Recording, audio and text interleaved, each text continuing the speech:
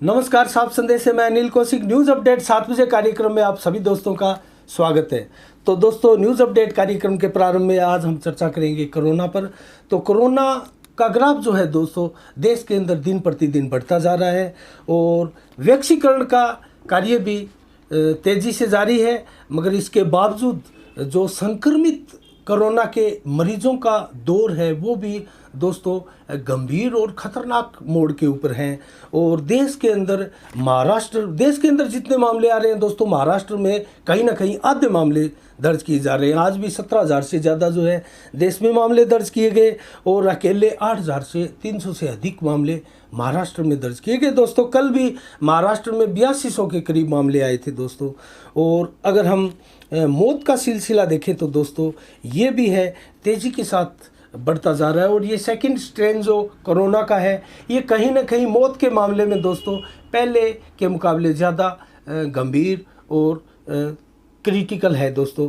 तो अब तक टीकाकरण का देखें तो सिस्टम दोस्तों 1,26,00,000 से अधिक टीकाकरण का कार्य देश में हो चुका है और 2 लाख से अधिक का टीकाकरण डेली किया जा रहा है दोस्तों। हेल्थ वर्कर को 81 लाख की संख्या में जो है टीकाकरण किया जा चुका है और 60 लाख से अधिक टीकाकरण जो है फ्रंट लाइन वर्कर्स है उनको किया गया है। और 16 लाख लोग ऐसे हैं दोस्तों जिनको कोरोना के टीके की दोनों डोज दी जा चुकी है।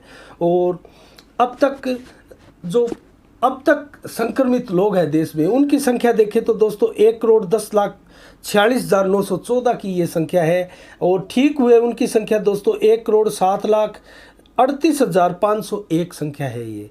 और दोस्तों मौत का आंकड़ा अगर पूरे देश में देखें तो 1,56,705 की संख्या में अब तक मौत हो चुकी है कोरोना से। और दोस्तों नए मामले अगर देखें तो आज 17,000 से ज़्यादा है। कल भी 16,338 के लगभग कोरोना के मरीज आए थे। उससे पहले भी दोस्तों 14,000। तो ये लगातार जो ग्राफ है कोरोना के मरीजों का वो बढ़ता जा रहा है। और राजस्थान की स्थिति देखें दोस्तों तो राजस्थान कुल मिला के नियंत्रण में स्थिति कही जा सकती है। अब तक 3,19,929 के करीब जो है संक्रमित राजस्थान में पाए जा चुके हैं और ठीक होने वालों की तादाद जो है 3,15,936 है दोस्तों। और 2,785 के करीब जो है राजस्थान में मौत हो चुकी है दोस्तों कोरोना के। और नए संक्रमित भी 128 की संख्या में कल आए थे, आज भी 140 से ज़्यादा दोस्तों आए हैं। तो कहने का मतलब ये राजस्थान में जो है 125 से 150 के बीच में रोज़ संक्रमित मरीज जो है दिखाई दे रहे हैं। और इस प्रकार से कोरोना का बचाव जो है दोस्तों, अभी वैक्सीनेशन का कार्य बेशक तीव्र गति से है, लेकिन अभी भी मास्क और सोशल डिस्टेंसिंग ज़रूरी है और ये बनाए रखने में ही हमें फ़ायदा है दोस्तों। और 1 तारीख से वरिष्ठ जनों को भी देश के अंदर जो है टीकाकरण का कार्य प्रारंभ किया जा रहा है 1 मार्च से। तो दोस्तों ये प्रक्रिया लंबी चलने वाली है और आम आदमी तक, स्वस्थ युवाओं तक ये टीकाकरण पहुंचने में अभी काफ़ी विलंब है। तो इसलिए मैं यही कहूँगा कि आप घर से बाहर निकलते वक्त मास्क अपने पास रखिएगा। भीड़ भाड़ वाले इलाकों में जाते वक्त आप जो है मास्क साथ में रखिएगा। और स्कूल कॉलेज को जाने वाले विद्यार्थियों से भी मैं कहना चाहूँगा कि वो मास्क लगा के जाइएगा। और उनके अभिभावकों से भी निवेदन है कि वो अपने बच्चों को है वो शिक्षा दे कि कम से कम महीना, 2 महीना, 3 महीने के लिए अभी भी ध्यान रखने वाली बात है दोस्तों, मास्क लगा के रखें, सोशल डिस्टेंस है जो बना के रखें। तो दोस्तों दूसरी बड़ी खबर के ऊपर हम चर्चा करें तो नीरव मोदी की जो भारत लाने की प्रक्रिया है वो कुछ आसान हुई है। प्रत्यर्पण की जो ब्रिटेन के साथ जो तैयारियां चल रही थी दोस्तों, उसमें एक नया मोड़ आया है और भारत के लिए ये खुशी की खबर हो सकती है दोस्तों।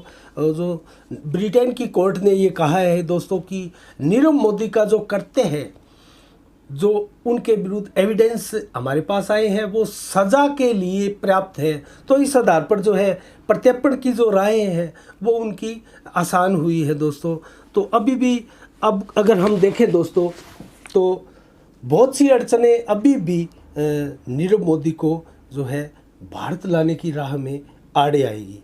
तो उनमें से क्या है ऐसी अड़चनें दोस्तों, अगर उनका हम चर्चा करें तो इसके खिलाफ 28 दिनों तक जो है वो अपीलें हो सकती है दोस्तों ब्रिटेन के अंदर। ब्रिटेन की हाई कोर्ट में भी जो है नीरव मोदी अपील कर सकता है। और इसके अलावा बेशक उसको झटका लगा है नीरव मोदी को, लेकिन मानव अधिकार कोर्ट में भी है जो नीरव मोदी अपील कर सकता है दोस्तों। और कोर्ट में अपील के उनके रास्ते जो है अभी खुले हैं। और प्रत्यर्पण की राह तब आसान होगी जब इन कोर्टों के यहाँ अपील करने के नीरव मोदी के रास्ते जो हैं वो बंद हो जाएंगे। उसके बाद में जो है प्रत्यर्पण की प्रक्रिया है वो आसान होगी। और ब्रिटेन की गृह मंत्री प्रीति पटेल भी दोस्तों अगर मंजूरी पर यहाँ हस्ताक्षर करती हैं और मंजूरी देती हैं, दस्तखत करती है, तो उसके बाद में ही नीरव मोदी को भारत के लिए प्रत्यर्पण किया जा सकता है। तो ये जो है टेक्निकली अड़चने हैं तो नीरव मोदी की राह में। तो एक हम अच्छी खबर ये मान सकते हैं कि वहाँ की कोर्ट ने ये मान लिया है कि नीरव मोदी के खिलाफ जो चार्जेस थे वो सज़ा के लिए है और वो उनको दोषी करार देने के लिए पर्याप्त है। तो इस आधार पर जो है भारत में खुशियाँ मनाई जा रही है। और जिस प्रकार से दोस्तों भारत के अंदर विपक्षी पार्टियों ने, कांग्रेस ने विशेषकर भाजपा के ऊपर आरोप लगाए थे कि नीरव मोदी को भगोड़ा बनाने में भाजपा का हाथ है और भाजपा ने ही नीरव मोदी को भगाया था। तो दोस्तों इस प्रकार से भाजपा को भी राहत मिलने वाली है अगर नीरव मोदी जो है ब्रिटेन से भारत लाए जाते हैं। और पीएनबी बैंक घोटाले में बहुत बड़ा ये घोटालेबाज है दोस्तों। और बहुत से आम उपभोक्ताओं के भी पैसे जो है डकार कर जो है नीरव मोदी देश छोड़कर भाग गया था। तो इस प्रकार से दोस्तों अगर हम चर्चा करें एक और बड़े समाचार की, तो वो है भारत और इंग्लैंड के बीच में तीसरा टेस्ट मैच। दोस्तों मात्र 2 दिनों में भारत ने जो इंग्लैंड को चारों खाने चित कर दिया और 10 विकेटों से एक बड़ी जीत दर्ज की है। और श्रृंखला में अभी तक 2-1 से बढ़त बना ली है। 4 टेस्ट मैचों की ये श्रृंखला है दोस्तों। अभी श्रृंखला का एक टेस्ट मैच अभी खेला जाना बाकी है। और ये जो अहमदाबाद के मोटेरा स्टेडियम में जिसका नाम नरेंद्र मोदी के नाम से रखा गया है दोस्तों, कल ही उसका राष्ट्रपति रामनाथ जी कोविंद ने उद्घाटन किया था, परसों ही माफ़ कीजिएगा। और ये 2 दिनों का खेल हुआ और 2 दिनों में ही भारत ने जो है इंग्लैंड को यहाँ चारों खाने चित कर दिया है दोस्तों। तो किस प्रकार से जो यहाँ का स्कोर रहा है दोस्तों, तो वो हम आपको बताएं। तो इंग्लैंड को यहाँ 10 विकेट से भारत ने हराया है और भारतीय टीम भी 145 पर ऑल आउट हो गई थी। और इंग्लैंड की टीम मात्र 125 मिनट में 81 रन पर ही सेकंड पारी जो इंग्लैंड की थी वो सिमट चुकी थी दोस्तों। तो इस प्रकार से जो है भारत ने बिना विकेट खोए 49 रन बनाकर इस लक्ष्य को हासिल किया और जो है 10 विकेटों से जीत दर्ज की। तो जीत के सबसे बड़े नायक कौन रहे दोस्तों? तो स्पिन गेंदबाज जो अक्सर है वो सबसे बड़े नायक रहे यहाँ जीत के दोस्तों। 11 रन लिए और मात्र 70 रन देकर 11 विकेट लिए, मात्र 70 रन देकर दोनों पारियों में 5 से अधिक विकेट लेने वाले ये गेंदबाज भी बने हैं दोस्तों। अश्विन ने भी यहाँ अच्छी गेंदबाजी की और अश्विन ने तो दोस्तों 400 विकेट भी पूरे किए हैं अपने। और इससे पहले मुरलीधरन ने 423 विकेट 400 लिए थे। और जहाँ 77 मैचों में मुरलीधरन ने 400 विकेट लिए थे दोस्तों, नहीं 72 मैचों में 400 से अधिक विकेट लिए थे, अश्विन ने ये 77 मैचों में लिए हैं दोस्तों। थोड़ा सा डिफरेंस है 5 का, लेकिन कुल मिला के ये जो अचीवमेंट है अश्विन के लिए भी बहुत बड़ा अचीवमेंट है। इस प्रकार से इंग्लैंड ने है मात्र 2 दिनों में ही यहाँ भारत में पटकनी खाई है भारत के हाथों। तो इस प्रकार से भारत की ये बहुत बड़ी जीत जो है दर्ज की गई है। तो दोस्तों अब हम आसपास के जो भादरा के आसपास के क्षेत्रों के लोकल समाचार हैं उनके ऊपर नज़र दौड़ाते हैं। तो कल जो है दोस्तों भादरा के हिसार बस स्टैंड में, मुख्य बस स्टैंड जो है हिसार बस स्टैंड, उसके अंदर खुशियों की दुकान का एक उद्घाटन हुआ दोस्तों। तो स्वायत्ता शासन विभाग की तरफ से ये नया जो है अचीवमेंट है दोस्तों नगर पालिकाओं के लिए। और बस स्टैंड के अंदर इस दुकान का उद्घाटन जो है अधिशासी अधिकारी व वाइस चेयरमैन बलवंत सैनी ने मिलकर किया दोस्तों। तो इसके अंदर गरीब, मजबूर व आश्रित परिवारों को, आश्रित लोग जो है यहाँ से अपनी ज़रूरत का सामान जो है ले सकते हैं खुशियों की दुकान से दोस्तों।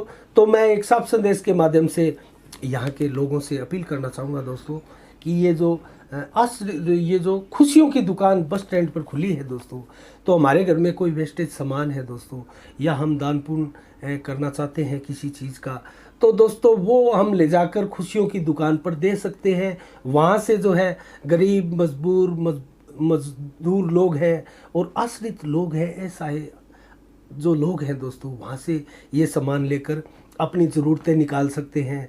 तो इस प्रकार से उनके चेहरे के ऊपर मुस्कान आप ला सकते हैं दोस्तों। तो ऐसा कोई सामान है, आप ज़्यादा से ज़्यादा वो एकत्रित करके खुशियों की दुकान पर हिसार बस स्टैंड के अंदर आप दे सकते हैं दोस्तों। नेकी की दीवार भी है यहाँ पर बादरा में, काफ़ी समय से चल रही है और वो भी यही काम कर रही है। तो इस प्रकार से, जिस प्रकार से राम रोटी सेवा और क्षेत्र के लिए गरीबों को भोजन उपलब्ध करवाने का कार्य करती है, नेक कार्य करती है, उसी प्रकार से ये भी खुशियों की दुकान खुली है दोस्तों। तो किसी गरीब मजबूर और आश्रित लोगों के चेहरे पे अगर खुशियां आए तो ये हमारे लिए बहुत बड़ी बात है दोस्तों। और अब हम एक और समाचार का जिक्र करें तो दोस्तों, गदरा गांव में पेयजल की भारी किल्लत पिछले काफ़ी दिनों से बनी हुई थी और वहाँ के ग्रामीणों ने जो है एकत्रित होकर जो है चंदा इकट्ठा किया और वहाँ पर ट्यूबवेल खुदवाया है दोस्तों, अपने पैसे से ट्यूबवेल खुदवाया और इस प्रकार से पेयजल की किल्लत को है जो दूर किया है ग्रामीणों ने। तो स्वयं ग्रामीणों के इस कार्य की सर्वत्र जो है प्रशंसा की जा रही है दोस्तों। और भादरा में अब गर्मी का समय आ गया है तो गाँव में जो है बड़ी संख्या में पेयजल की किल्लत सामने आएगी और साफ संदेश की तरफ से हम इन गाँवों की कवरेज भी करेंगे दोस्तों और आपको दिखाएंगे किस प्रकार से इन गाँवों की जन समस्याएं हैं वो विकराल रूप लेती है और कितनी तकलीफ जो है लोगों को ऐसे में होती है दोस्तों। तो एक हम अगर चर्चा करें तो दोस्तों, आज कांग्रेस के युवा कार्यकर्ताओं ने एक रैली निकाली ऊंट गाड़ों के ऊपर से, महंगाई को और डीजल पेट्रोल के जो दाम बढ़े हुए हैं उनको लेकर भी और किसानों के समर्थन में भी दोस्तों। विशाल गोस्वामी युवा नेता है कांग्रेस के, वो भी जो भाड़ी गांव से चुनाव लड़े थे दोस्तों कांग्रेस की टिकट पर करण बेनीवाल के सामने, वहाँ ब्लॉक का चुनाव करण बेनीवाल ने जीता था। तो इस युवा लीडर के नेतृत्व में यहाँ एक कांग्रेस कार्यकर्ताओं ने रैली निकाली, मार्च किया दोस्तों। तो इसके बाद अगर हम देखें तो दोस्तों, एक भादरा के न्यायालय द्वारा एक बहुत ही शानदार फैसला कल सुनाया गया। 9,53,000 रुपये का अंतिम अवार्ड पारित किया गया दोस्तों भादरा के न्यायालय द्वारा। और मदन गोपाल आर्य जो न्यायाधीश है भादरा के, उनके द्वारा ये जो अवार्ड है पारित किया गया है दोस्तों। और अधिवक्ता जो कपूर चंद शर्मा है, उनके अनुसार अगर हम मामले को देखें तो पालड़ी निवासी सावित्री देवी पत्नी बेगराज जाट का ये मामला था दोस्तों। तो सावित्री देवी जो है भाड़ी गांव के लिए और जो बीमा के लिए जो भाड़ी गांव में गई थी दोस्तों, और वापस लौटते वक्त पीछे से पिकअप गाड़ी आई और पिकअप गाड़ी के चालक ने जो है लापरवाही से गाड़ी चलाते हुए जो सावित्री देवी में टक्कर मारी थी दोस्तों। मौके पर ही सावित्री देवी की मौत हो गई थी। और उसके बाद में इस मामले में कल बुधवार को जो है सुनवाई हुई और सुनवाई के दौरान दोस्तों सावित्री देवी के जो पुत्र है महेंद्र व बलवंत के पक्ष में यहाँ जो मदन गोपाल आर्य न्यायाधीश है, उन्होंने फैसला सुनाते हुए एक अवार्ड पारित किया और 9,53,000 का जो है रिलीफ आश्रित के परिवार को दी गई है दोस्तों। एक और समाचार का हम जिक्र करें तो दोस्तों, 3 मार्च को राष्ट्रीय राजपूत करणी सेना का स्थापना दिवस है 3 मार्च को। और उस उपलक्ष्य में राष्ट्रीय राजपूत करणी सेना के राष्ट्रीय अध्यक्ष सुखदेव सिंह शेखावत गोगामेडी, उन्होंने यहाँ 3 मार्च को भादरा में रक्तदान शिविर लगाने की घोषणा की है दोस्तों। तो बड़ी संख्या में यहाँ युवा इसमें भाग लेंगे और रक्तदान शिविर जो है यहाँ लगाया जाएगा और भादरा की जो ब्लड बैंक है दोस्तों, उसमें ये डोनेट किया जाएगा और बड़ी संख्या में इसमें युवा भाग लेंगे। और हम भी साफ संदेश के माध्यम से आपसे अपील करेंगे दोस्तों, रक्तदान से बड़ा कोई दान नहीं होता दोस्तों। इससे जो है मृत प्राय व्यक्ति की भी जान बचाई जा सकती है दोस्तों। जो दुर्घटनाओं में घायल होते हैं, गंभीर घायल होते हैं, गंभीर बीमारियों से ग्रसित होते हैं, ऐसे मौत के मुंह में जाने वाले लोगों की जान जो है वो आपके रक्तदान से बचाई जा सकती है। तो ज़्यादा से ज़्यादा रक्तदान कीजिएगा और 3 मार्च को जो है राष्ट्रीय राजपूत करणी सेना के इस कार्यक्रम में दोस्तों भाग लीजिएगा। तो इस प्रकार से हमने आज के जो न्यूज़ अपडेट के कार्यक्रम में आपको समाचार बताए। आज के लिए इतना ही, और कल ठीक 7 बजे हम फिर आपके सामने हाजिर होंगे दोस्तों, नए समाचार लेकर और क्षेत्र की नई खबरें लेकर और देश और राज्य की नई प्रमुख खबरों के साथ। तो तब तक के लिए आप अपना बहुत बहुत ख्याल रखिएगा। कल ठीक 7 बजे हम आपसे फिर रूबरू होंगे। साफ संदेश से मैं अनिल कौशिक, नमस्कार, जय भारत, जय जय राजस्थान।